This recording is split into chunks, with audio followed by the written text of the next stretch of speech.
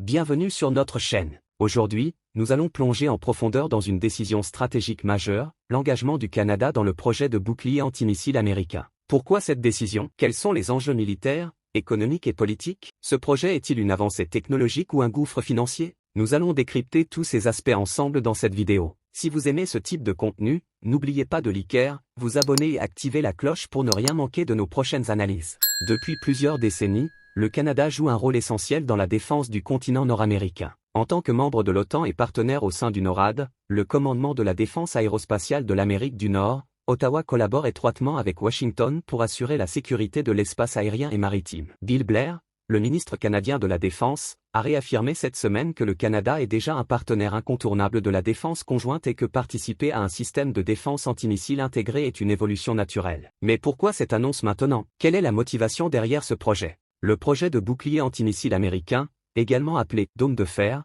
est un système inspiré du dispositif israélien qui protège le pays des attaques par missiles, roquettes et drones. Le président américain Donald Trump a récemment signé un décret ordonnant l'élaboration d'un plan détaillé en seulement 2 mois pour mettre en place une nouvelle génération de défense antimissile capable d'intercepter les missiles balistiques, comme ceux utilisés par certaines puissances nucléaires, les missiles hypersoniques, une technologie avancée difficile à contrer, les missiles de croisière, plus furtifs et imprévisibles. Autres menaces aériennes sophistiquées, y compris des attaques avec des drones armés. Le plan prévoit également le déploiement d'intercepteurs dans l'espace pour neutraliser ces menaces avant qu'elles n'atteignent leur cible. L'objectif est clair, protéger les États-Unis et leurs alliés contre toute attaque venue de l'étranger. Le Canada partage une frontière immense avec les États-Unis et toute menace dirigée vers le voisin américain concerne forcément Ottawa. Un bouclier antimissile nord-américain signifie que les grandes villes canadiennes comme Toronto, Vancouver et Montréal pourraient également être protégées en cas d'attaque. De plus, en s'impliquant directement dans ce projet, le Canada pourrait influencer les décisions stratégiques et s'assurer que ses propres intérêts sont pris en compte. Cela éviterait un système de défense conçu uniquement pour les besoins des États-Unis. Mais ce partenariat pose aussi des questions cruciales. Quel sera le coût réel pour le Canada? Le pays a-t-il les ressources pour investir dans un tel projet? Est-ce un choix purement stratégique ou une pression politique américaine? Un projet de cette envergure implique un investissement colossal. Développer un bouclier antimissile de dernière génération nécessiterait des milliards de dollars,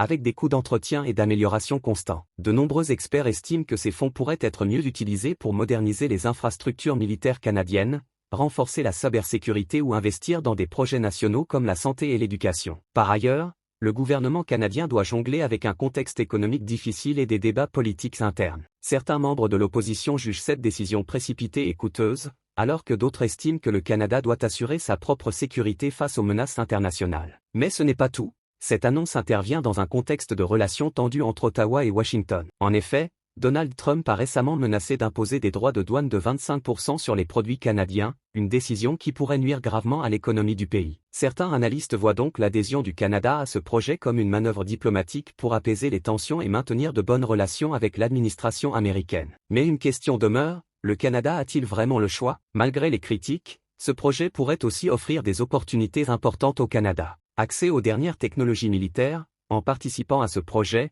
Ottawa bénéficierait des avancées technologiques américaines en matière de défense. Renforcement du partenariat avec les États-Unis, en s'alignant sur Washington, le Canada garantit une coopération militaire plus étroite et un soutien en cas de menace. Création d'emplois dans le secteur de la défense, investir dans ce projet pourrait favoriser l'émergence de nouvelles industries de pointe et créer des emplois hautement qualifiés. Si le Canada choisissait de ne pas rejoindre ce projet, quelles seraient ses options? Certaines voix proposent une approche plus indépendante en développant un système de défense nationale adapté aux besoins spécifiques du pays. Une autre solution serait de renforcer le NORAD pour améliorer la coopération militaire sans s'engager dans un programme aussi coûteux. Enfin, le Canada pourrait également investir davantage dans la diplomatie et la prévention des conflits, en mettant l'accent sur les accords de désarmement et la médiation internationale. Alors, que faut-il penser de cette décision? Le Canada a-t-il raison de s'engager dans le projet de bouclier antimissile américain? D'un côté, cette initiative pourrait assurer une meilleure protection du territoire et renforcer les liens avec les États-Unis. De l'autre,